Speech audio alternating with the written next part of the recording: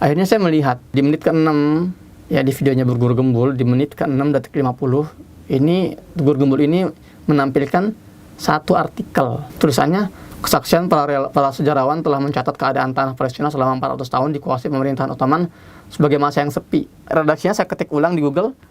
Oh, ternyata Gur Gembul ini risetnya dari banyaknya referensi sejarah umat Islam tentang Palestina banyak sekali. Dia lebih memilih referensi dari Google, dan lebih parahnya lagi apa? Lebih parahnya lagi ternyata dia mengutip dari websitenya misionaris orang-orang non-muslim, orang Kristen. Namanya itu.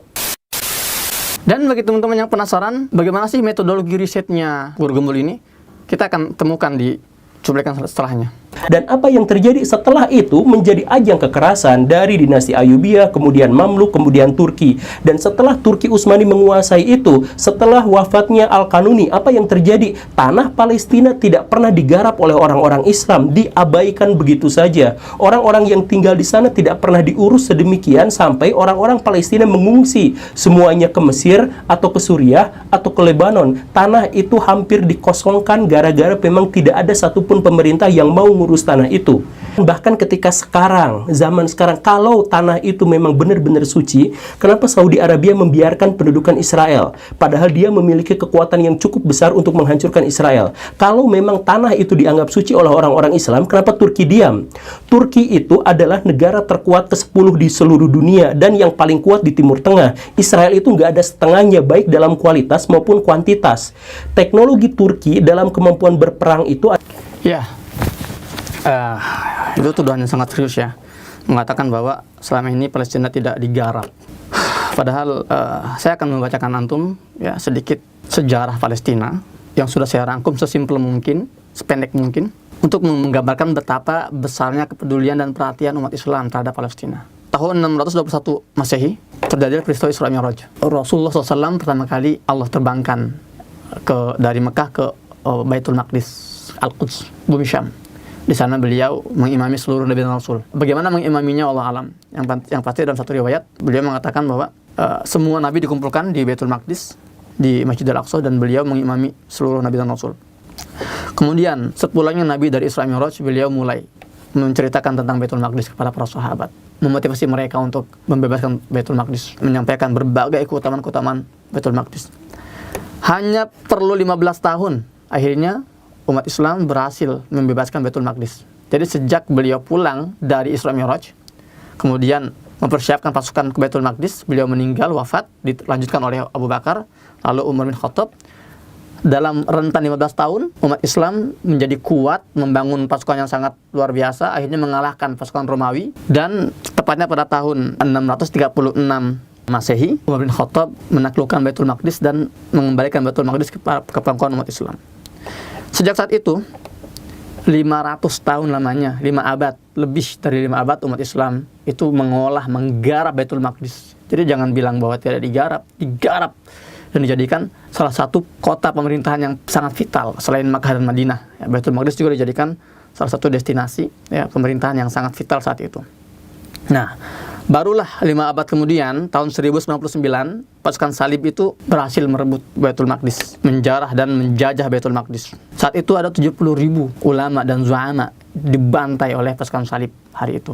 Jadi mungkin ini salah satu penyebab kenapa tidak ada atau minimnya literasi ulama muslim yang menceritakan tentang kondisi Baitul Maqdis dalam sejarah perang salib.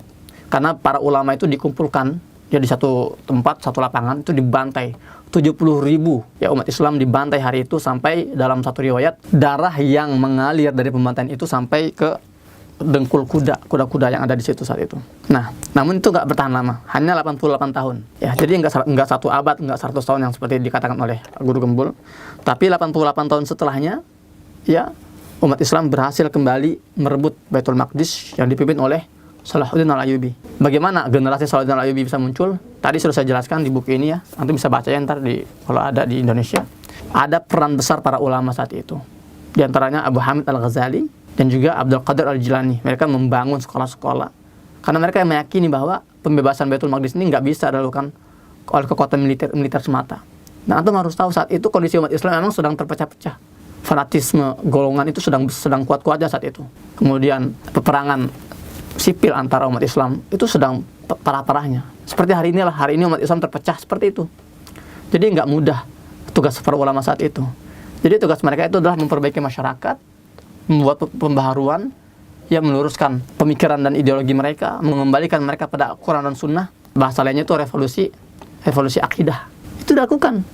Dan antum harus tahu, Imam Ghazali ini terkenal sosok yang sering uzlah, sering mengisolasi diri, beribadah, ya, tafakur sendiri.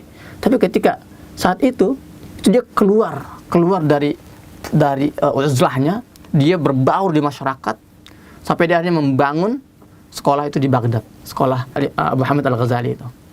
Karena dia peduli terhadap umat Islam hari itu, dan dia juga merasa punya kewajiban membentuk generasi yang kelak akan membebaskan Baitul Maqdis dari para pasukan salib. Ya. Nah, kemudian tahun 1187 akhirnya Salahuddin Al-Ayyubi berhasil menaklukkan pasukan salib. Kita sudah dengar ceritanya bagaimana Salahuddin Al-Ayyubi menaklukkan Baitul Maqdis dengan penuh kasih sayang, ya, tanpa ada terorisme sama sekali.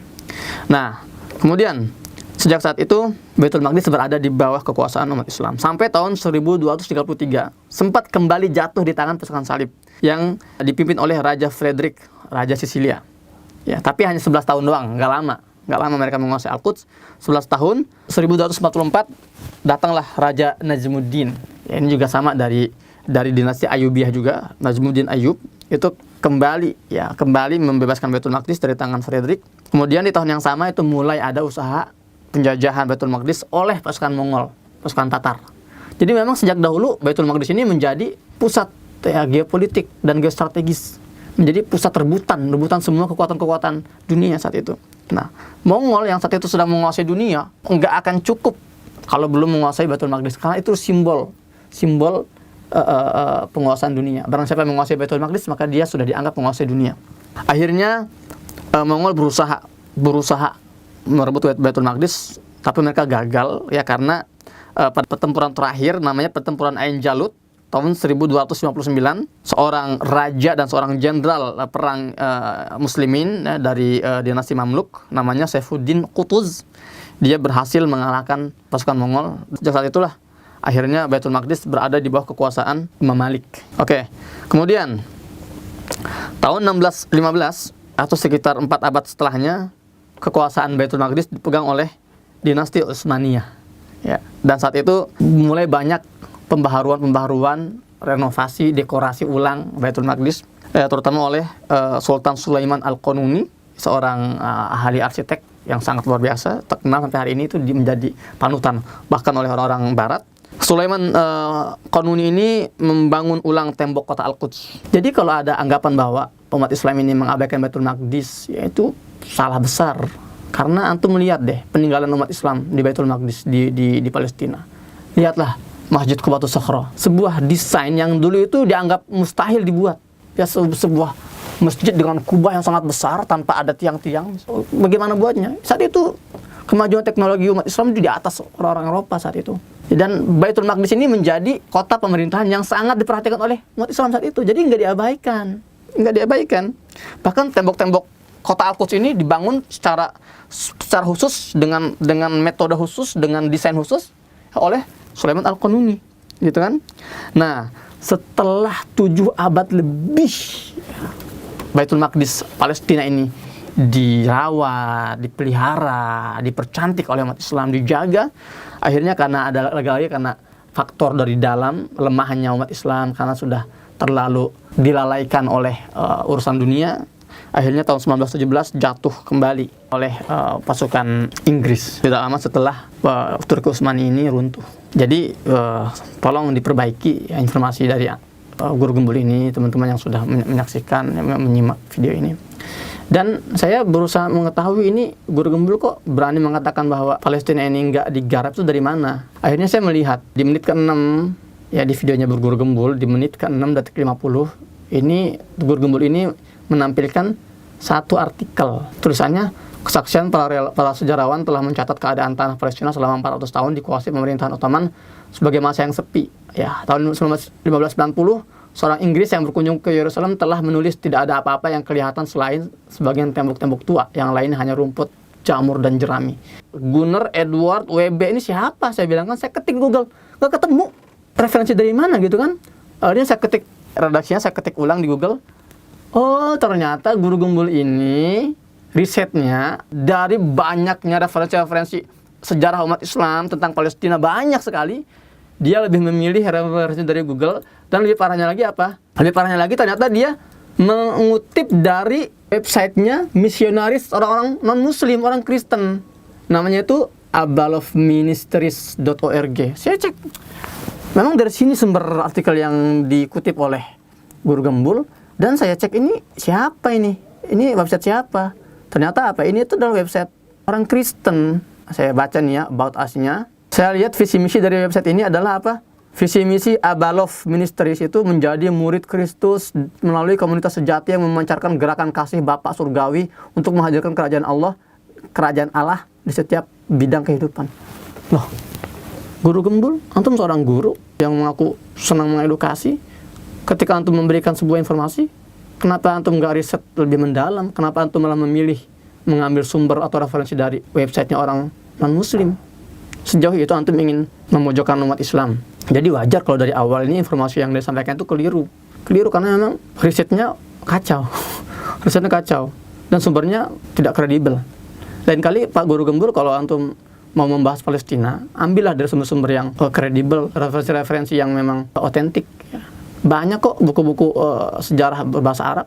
Kalau antum nggak bisa bahasa Arab, belajar bahasa Arab. Biar kalau antum butuh referensi, nggak cari dari terjemahan atau nggak dari Google. Karena Google tuh ya dikuasai oleh Barat. Mereka nggak bisa kita jadikan acuan.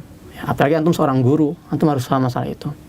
Ya, dan tadi antum juga sempat membahas, kalau emang Palestina itu tanah yang suci, kenapa Saudi Arabia itu diam? Kenapa Turki itu tidak kirimkan pasukannya? Karena Turki ini bisa mengalahkan Israel. Antum paham nggak sih geopolitik, geostrategi? Antum nggak perlu melemparkan pertanyaan itu pada para netizen. Bahkan sebetulnya antum bertanya seperti itu, artinya antum nggak paham geopolitik, antum nggak paham geostrategis. Bicara Israel, kita nggak cuma bicara Israel yang ada di Palestina. Kita lihat belakang-belakangnya siapa bikinannya, Amerika, Inggris, Prancis.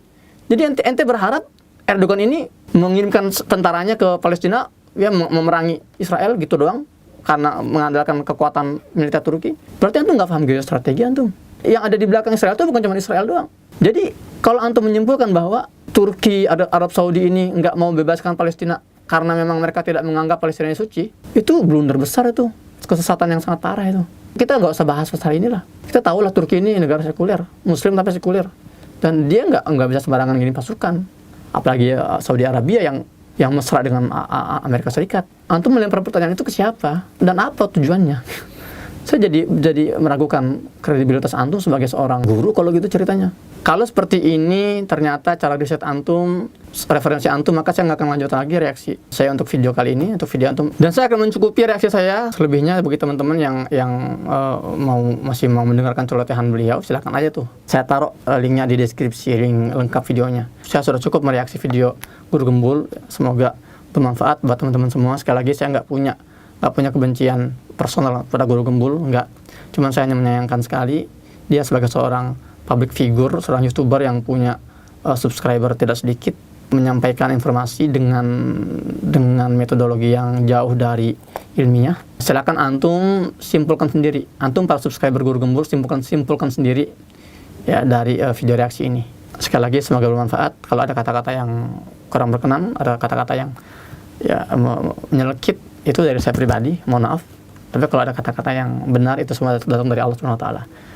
Demikian, sampai jumpa di konten selanjutnya bersama saya Muhammad Hussein di Jalur Gaza. Assalamualaikum warahmatullahi wabarakatuh.